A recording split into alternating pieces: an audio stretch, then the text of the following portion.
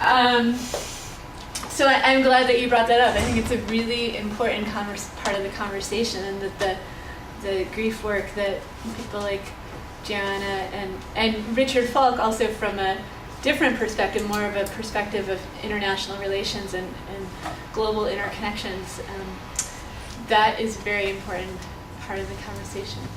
Now, are we going to change from anthropocentrism to biocentrism? Cosmocentrism. Or cosmocentrism? I don't think so, and here's why. It goes back to being embodied creatures in a place.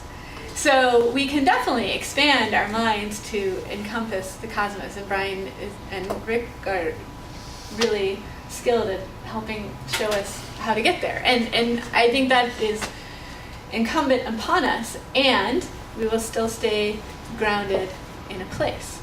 So in that way,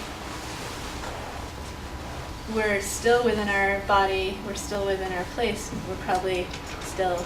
I guess I mean our politics, our ethics, the decision making. Do you see that that's going to shift through these? I hope so. I mean, I hope that shifts through what we do at CIIS. So we're helping bring forward this new worldview, helping participate in the great work or the great turning. And I think that there are actually optimistic signs, contrary to what I just said about the grief. I think there are really optimistic signs that there are so many grassroots organizations working on social and environmental justice, so much increasing awareness of it.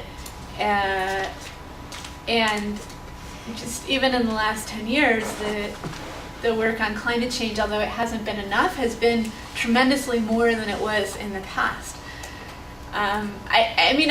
We're at one of those, crisis points where you don't really know which way things are going to head. But I think that all of us, by being here at PCC, are on the optimistic side, right? We're trying to bring forward something. No? We're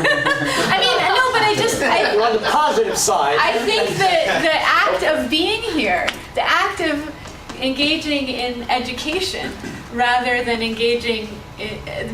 disengaging or being completely nihilistic, I think is just inherently optimistic. The idea that one could learn something new that might bring forward some kind of better future, I think is inherently optimistic. No. I disagree. I feel like teaching is inherently optimistic. Yes. that if I didn't believe that the teaching could make a difference, then why would I do it? It's not like it pays so much or anything. For me, it's the most hopeful thing. Yeah. Okay. You don't want to go as far as optimistic, but it's the most hopeful. The least depressing. Yeah. So I think all these efforts, hopefully, they're leading us to a new place. I don't know. Yeah.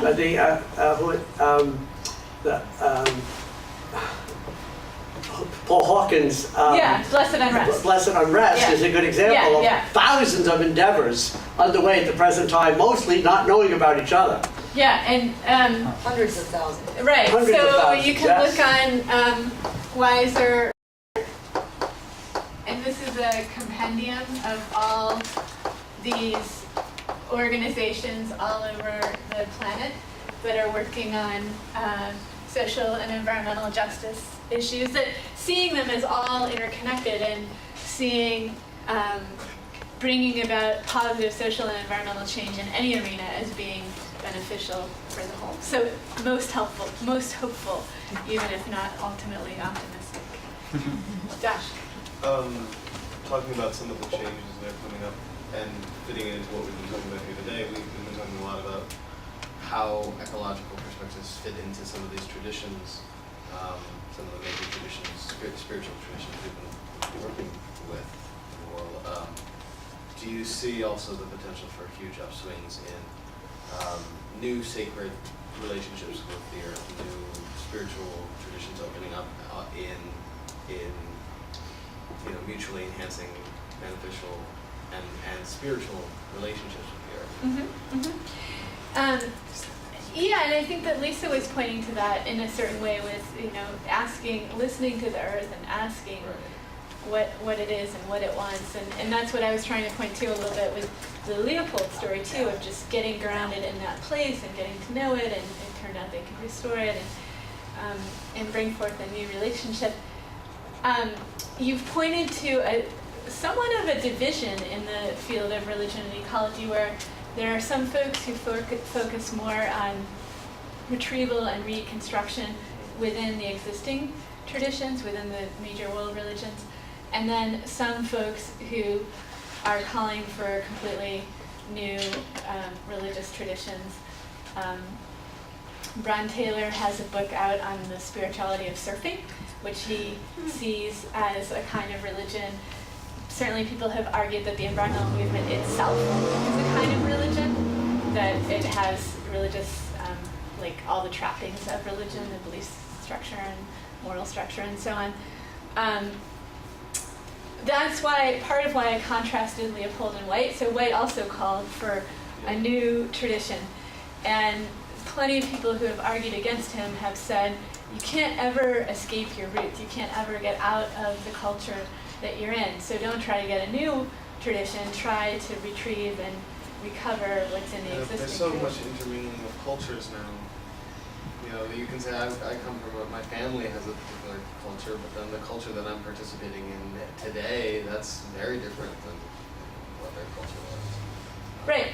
Yeah, so I'm just saying these are two strands within, and not that you have to pick one or the other, but just to be aware that there's this idea of invent something new, what Bron Taylor calls deep green religion, so new earth-based spiritualities within the study of new religious movements.